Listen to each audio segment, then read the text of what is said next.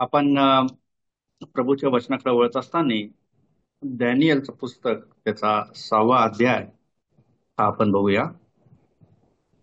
हा अध्याय जो आहे सर्वांना सुपरिचित आहे आणि लहान संडे स्कूल पासून आपण बघतो की लहान मुलांना सुद्धा या अध्यायाबद्दल शिकवण्यात येतं. इथे आपण डॅनियल बद्दल वाचतो. डॅनियल मी पूर्ण अध्याय वाचणार नाही कारण थोडा वेळ नाहीये. तरी पण एक दोन वचनं वाचतो मी आणि मग त्याचं एक संक्षिप्त समरी मी त्याच्याबद्दल सांगेल आणि मग प्रभू आपल्याला त्याच्या वचनाच्या द्वारे काय उत्तेजन देईल त्याच्यामध्ये आपण बघूया. तसं 6वा अध्याय आणि पहिलं वचन. दार्यावेश राजाने आपल्या मर्जीप्रमाणे आपल्या सर्व साम्राज्यात 120 प्रांताधिकारी नेमिले. त्याचवर 3 अध्यक्ष नेमिले. डॅनियल त्यापैकी एक होता. राजाचे काही नुकसान होऊ नये म्हणून प्रांताधिकाऱ्यांनी आपला हिशोब त्या तिघास द्यावा असे ठरविले. डॅनियल त्या अध्यक्षात व प्रांताधिकाऱ्यात श्रेष्ठ ठरला, कारण त्याच्या ठायी उत्तम आत्मा वसत होता. त्याला सर्व राज्यावर नेमावे असा राजाचा विचार होता. तसंच आपण हे वचन जे आहेत ते 28 पर्यंत दिलेले आहेत. आपण पुढे वाचणार नाही. याच्यामध्ये डॅनियलच्या पुढे बदल सांगितलेला आहे. पुढे डॅनियलला कशा प्रकारे काही लोक धरून त्याला सिंहाच्या गुफेमध्ये टाकतात, राजाकडनं परमिशन घेतात आणि त्याच्यातनं डॅनियल बाहेर येतो. सर ही जी गोष्ट आहे ही सुपरिचित गोष्ट आहे सर्वांना आणि त्याच्याबद्दल आपण थोडंफार बघूया. पहिला अध्यायापासून जर आपण बघितलं तर 6वा अध्यायापर्यंत जवळजवळ डॅनियलला 70 ते 80 वर्ष झाले असते. पहिल्या अध्यायामध्ये आपण बघतो तो तरुण होता आणि त्याच्यानंतर बराच काळ गेला आणि आता तो वयस्कर झालेला आहे. 70-80 पर्यंतचं वय झालं असेल आणि तरी पण तो जो जोश आहे, जो आवेश आहे, आपण डॅनियल मध्ये बघतो.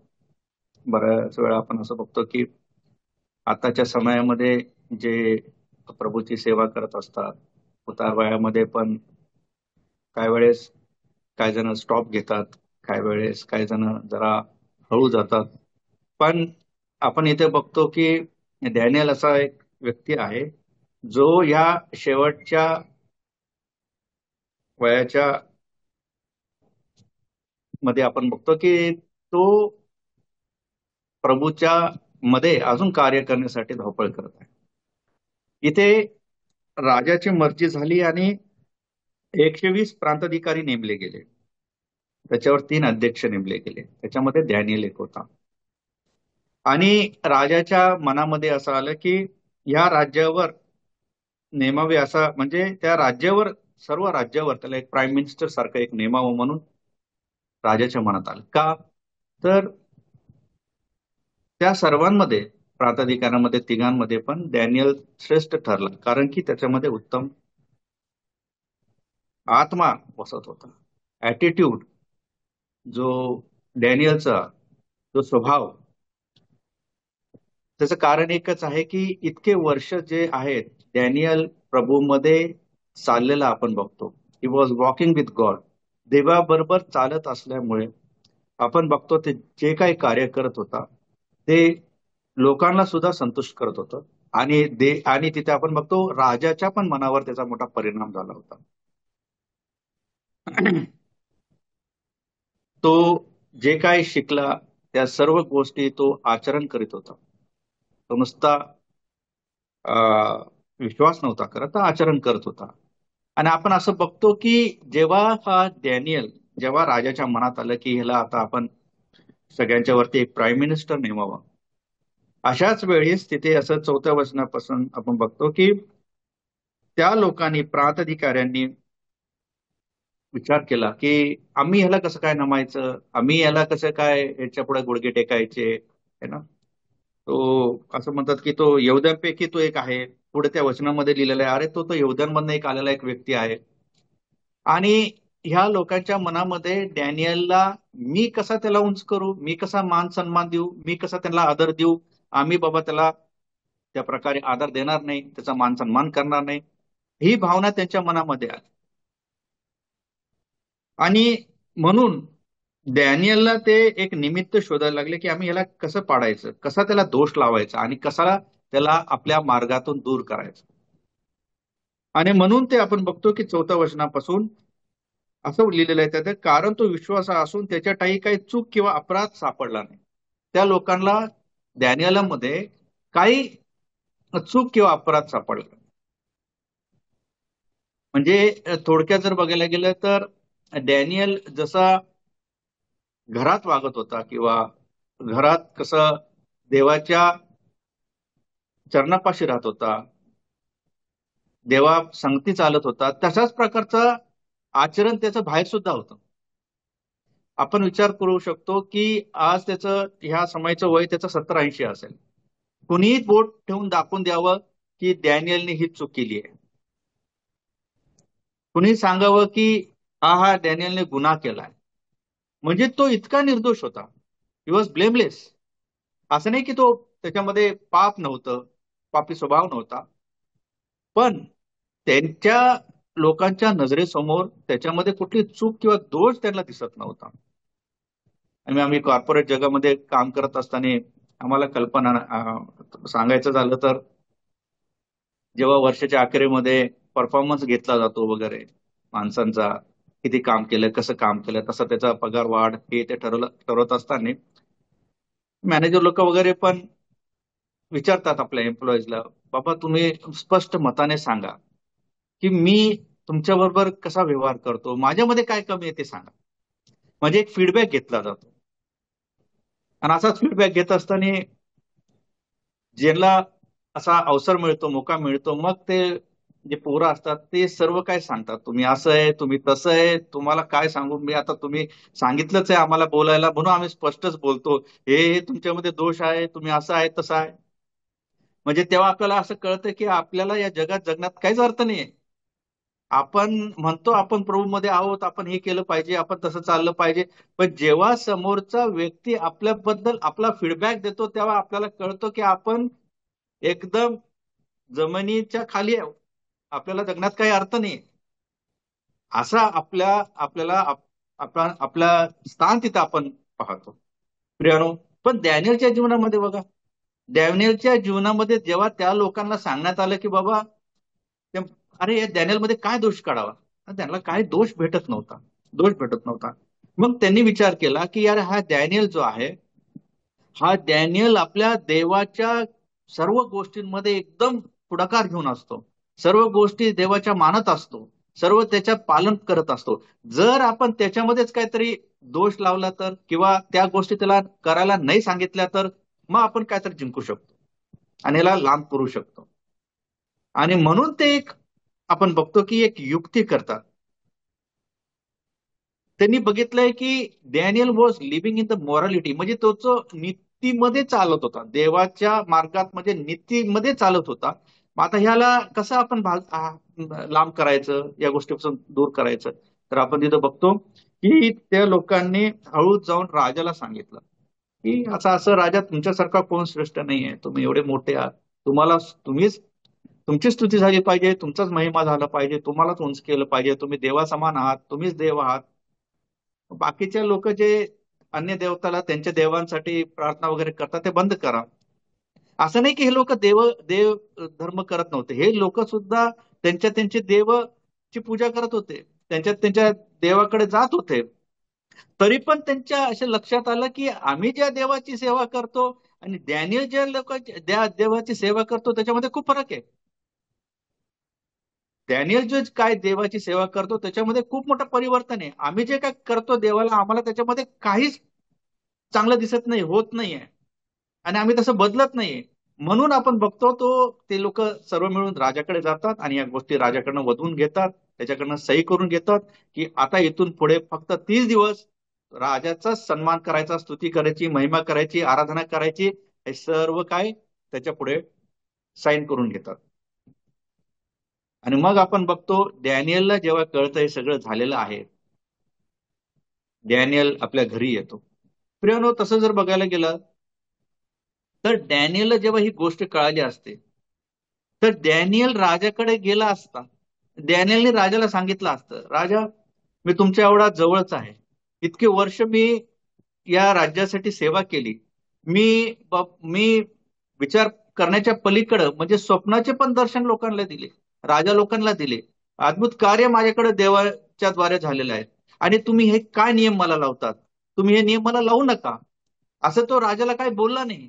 तो राजाला तेवढाच सन्मान देत होता, तेवढाच रिस्पेक्ट देत होता. पण आपण बघतो की त्याच्यापेक्षा मोठा रिस्पेक्ट, त्यांनी त्याच्यापेक्षा मोठा आदर कुणाला दिला पाहिजे? तर देवाला दिला पाहिजे. ही गोष्ट डॅनियलच्या मनामध्ये चांगलीच बिंबवली गेली होती, आणि म्हणून तो राजाला नम्र झाला नाही, राजाला तो गुडघे टेकले नाही, माणसांना त्याने गुडघे टेकले नाही, कुणाच्या विरोधात तो काय बोलला नाही.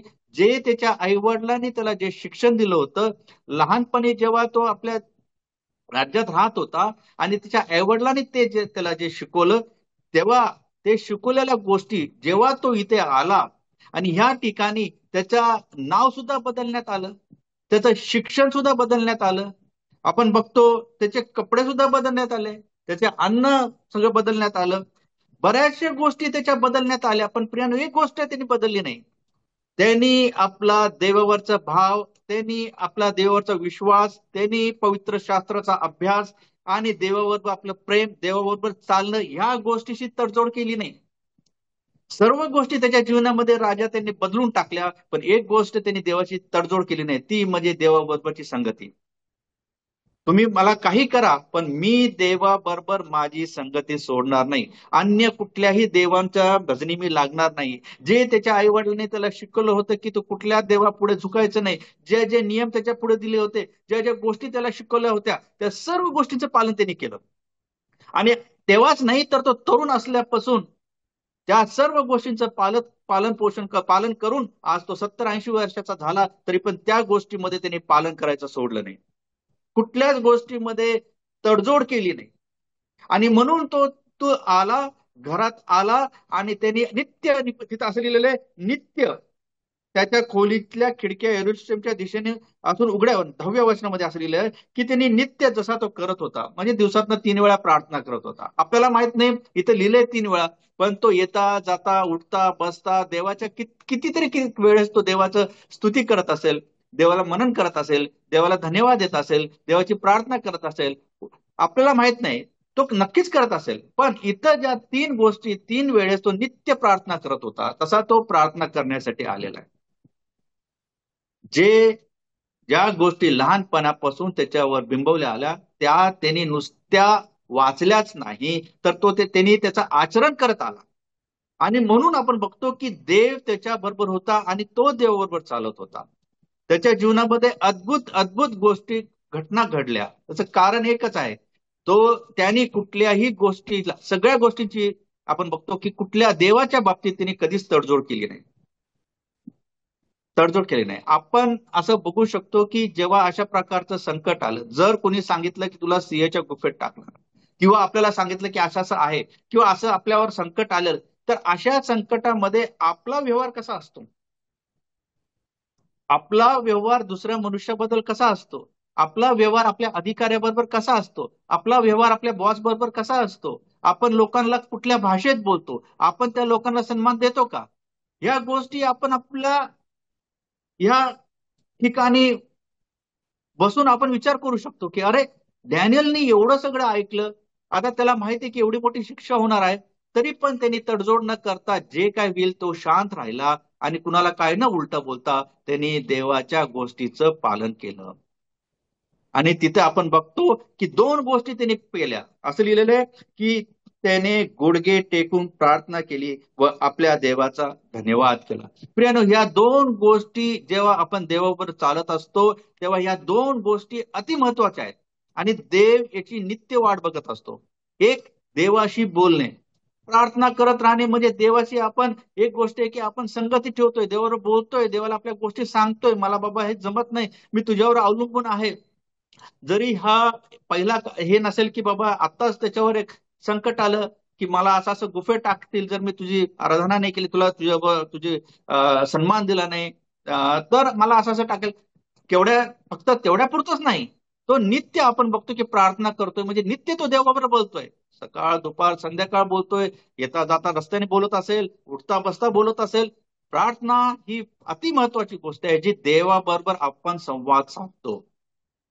आणि दुसरी गोष्ट, तेवढंच करून तो थांबला नाही, तर त्यांनी देवाला धन्यवाद सुद्धा दिला. जे माझ्या जीवनामध्ये घडत आहे, मी प्रभू धन्यवाद देतो, कारण की याचा शेवट तू सर्व काय चांगलाच करणार आहेस. माझ्या जीवनामध्ये अशा प्रकारचं संकट आलं, अशा प्रकारच्या घटना घडल्या, प्रभू हरकत नाही, मी तुला धन्यवाद देतो. एवढे धाडस, dare to be a Daniel. Daniel सारखं धाडसी जीवन जगणं आपण जगलं पाहिजे. आपण ह्या गोष्टी आपण साधारण घेतो की प्रार्थना, चला प्रार्थना करायची, आपण नॉर्मल जेव्हा म्हणतो चला चला प्रार्थना करूया, घरात बसतात आणि आपण तीच प्रार्थना जी पाठ असते तीच आपण प्रार्थना करून सोडून देतो. पण नाही, प्रार्थना किती महत्वाची आहे, आपण देवावर कसं बोलतो ते महत्वाचं आहे. आणि इथे आपण बघतो डॅनियल शांतपणे, डॅनियलनी देवाची काय केली, स्तुती केली, देवाला आराधना केली, देवाला धन्यवाद दिला, देवाची प्रार्थना केली. त्यांनी त्याचा रिझल्ट बघितला नाही, काय होईल काय नाही. आणि आपण बघतो असं नाही की त्याला त्याच्यातनं सुटका मिळाली किंवा काय, नाही. आपण बघतो तिथून तो पुढे केला. आणि त्या राजाने जसं सांगितलं होतं, नियम ठरवला होता की त्या डॅनियलला आता काय करायचंय, गुफेत टाकायचं. तो राजा, ज्या राजाने सही केली होती की या डॅनियलला गुफेमध्ये टाका, सिंहाच्या गुफेमध्ये टाका, तो राजा आपण बघतो एकदम नाराज झालेला आहे. त्याला माहिती होती की डॅनियलला तो एक प्राईम मिनिस्टर बनवणार आहे, म्हणजे त्याच्याबद्दल आदर, आपुलकी, त्याचं वागणं, त्याचा ऍटिट्यूड, त्याचा स्वभाव, त्याचं चालचलन, त्याचं बोलणं, त्याचं नम्रपणा, या सर्व गोष्टी राजाच्या लक्षात आल्या होत्या. म्हणून आपल्यानंतर खालचं पद त्यांनी प्राईम मिनिस्टर म्हणून डॅनियलला ठेवण्याचा प्रयत्न केला होता. पण ह्या लोकांनी खेळ खेळून, प्रांताधिकाऱ्यांनी खेळ खेळून अशा प्रकारे राजाला अहंकार दिला की राजा तुझ्या समान कोण नाहीये, आणि राजा त्याच्यामध्ये फसला आणि त्याच्यामुळे डॅनियलला ही सजा भोगायला आली. पण आपण बघतो सर्व काय प्रभू चालवत आहे आणि डॅनियल शांत राहिला. तो प्रभू बरोबर बोलत होता, काय जरी तू मला दिलं जीवनामध्ये, जे काय माझ्या जीवनामध्ये होत आहे ते माझ्या भल्यासाठीच होत आहे, आणि याचं सर्व नियंत्रण प्रभू तू करत आहेस, म्हणून मी तशा प्रकारे चालत आहे, फक्त तुम्हाला सांभाळ. आणि इथे बघतो त्याला त्या गुफेमध्ये टाकण्यात आलं. राजाला झोप लागली नाही, राजा उपाशी राहिला, त्याच्या पुढे काही संगीत नाही, एकदम नाराज. प्रियानो, जर आपण माणसाला प्रसन्न करण्याचा प्रयत्न केला तर आपल्याला त्याचा काही फायदा होणार नाही, कारण की माणूस आपल्याला बदल्यात काहीच देणार नाही. पण जेव्हा आपण देवाला प्रसन्न करतो तेव्हा देव जो आपला विरोधक आहे किंवा आपल्या विरुद्ध कोण आहे त्या माणसाच्या अंतःकरणामध्ये सुद्धा कार्य करतो. आपल्याला काही करायची गरज नाही. देव त्या माणसाच्या अंतःकरणामध्ये विचार करण्याच्या पलीकडे सर्व गोष्टी करू शकतो. आपण बघतो मोर्दकायाचं पण उदाहरण आपण बघतो. मोर्दकायाने काय राजाला सांगितलं नाही, जेव्हा त्याच्यावर संकट आलं की तुम्हाला मारण्यात येईल, तेव्हा काय झालं, त्या राजाच्या अंतःकरणामध्ये देवाने कार्य केलं आणि रात्री त्या राजाला झोप नाही आली. ते पुस्तक उघडण्यात आलं आणि जे काम मोर्दकायाने केलं होतं त्या कार्यामध्ये त्याला उंच करण्यात आलं, सन्मान देण्यात आला. हे कोण करतं? आपला प्रभू करतो, परमेश्वर करतो. आणि हे चांगल्या प्रकारे डॅनियलला आणि मोर्दकायासारख्या माणसाला माहित होतं, आणि म्हणून ते चुप राहिले, गप राहिले, आणि सर्व काय आपण कशावर अवलंबून आहोत तर देवावर अवलंबून आहोत हे तिथं त्यांनी दाखवलं. आणि त्यांनी जेव्हा ह्या गोष्टी दाखवल्या तेव्हा आपण बघतो राजाला पण चुटपुट लागली, राजाला समजत नाही काय करायचं काय नाही करायचं. आणि दुसऱ्या दिवशी आपण बघतो राजा पहाटेचाच उठून आला, तो उपाशी राहिला, आणि डॅनियल इकडे शांतपणे आपल्या सिंहाच्या गुफेमध्ये राहिला. राजा तळमळत राहिला, झोप लागली नाही, पण डॅनियल शांतपणे, आपण असं बघतो इब्रिकरास पत्रामध्ये 11 अध्याय 33 वचनामध्ये, जो विश्वासू आहे तो सिंहाची तोंडे सुद्धा बंद करेल. एवढं मोठं अभिवचन आपल्याला दिलेला. प्रियानो, सांगण्याचं कारण एकच आहे, जेव्हा आपण देवावर अशा प्रकारे चालतो, विश्वास ठेवतो आणि त्याच्यावर अवलंबून राहतो आणि कुठल्याही प्रकारे तडजोड करत नाही, तेव्हा कुठल्याही संकटामध्ये देव आम्हाला सोडत नाही. आणि इथे आपण बघतो पहाटेच्या वेळेस तिथे त्याला राजा येऊन विचारतो, तेव्हा डॅनियल म्हणतो की मी आहे, आवाज देतो आणि हे म्हणतो की मी तुमच्या विरुद्ध पण कधी दोषी राहिलो नाही. राजाला म्हणतो मी तुमच्या विरुद्ध पण कधी कधी काय चुकी केली नाही आणि मी माझ्या जिवंत देवाबद्दल पण कधी काय चुकी केली नाही. राजाला खूप आनंद होतो आणि राजा त्याला बाहेर काढ. प्रियानो, आपण इथं बघतो की किती निर्दोष होता. त्याला सिंहाच्या गुफेमध्ये टाकले, जे सिंह सिंह होते असे उपाशी सिंह होते, त्याच्यात त्याला टाकलं. पण तिथे आपण बघतो जे एंजल्स लोक देवदूतांनी त्याच्याबरोबर राहिले, सिंहाचं तोंड बंद केलं आणि त्याला विजयी बाहेर आला तो.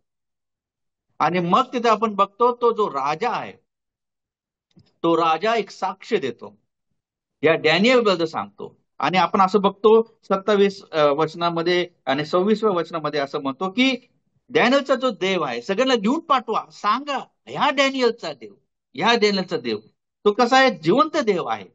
तो कसा आहे, तो बचाव करणारा देव आहे. आणि तिसरं म्हणतो तो मुक्तीदाता आहे. हे जाऊन जगाला सांगा, मी जिथे माझं राज्य आहे, माझं तिथं अस्तित्व आहे, मी जिथे माझं कंट्रोल आहे, तिथे जाऊन तुम्ही या गोष्टी सांगा.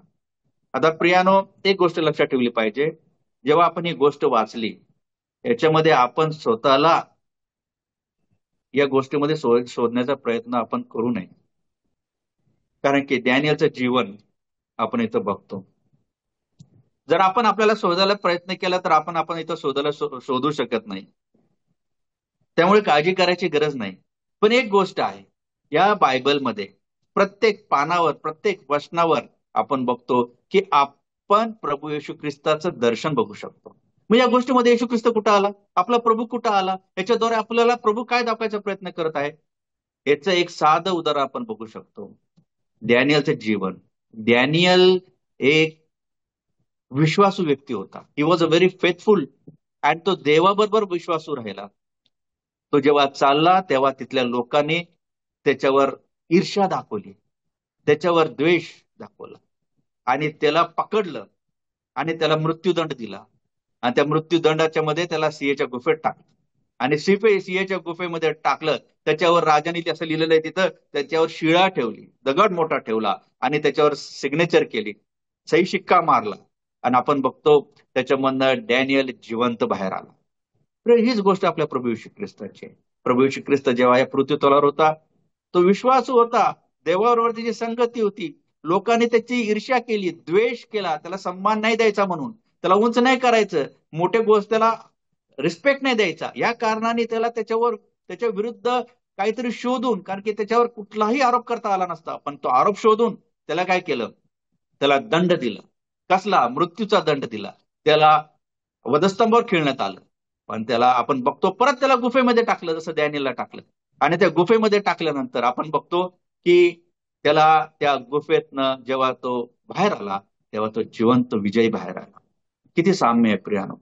या डॅनियलच्या जीवनामध्ये आपण बघतो आणि प्रभू येशू ख्रिस्त चित्र आपण बघतो. तर आपल्या पण जीवनामध्ये जे काही आपण डॅनियलच्या जीवनामध्ये बघितलं त्याच्याबद्दल तशा प्रकारे चालण्याचा प्रयत्न केला पाहिजे, असं आपल्याला या वचनात दिसून येतं. आपण विश्वासी राहूया, देवाबरोबर चालूया आणि कुठल्याही प्रकारे तडजोड करू नये.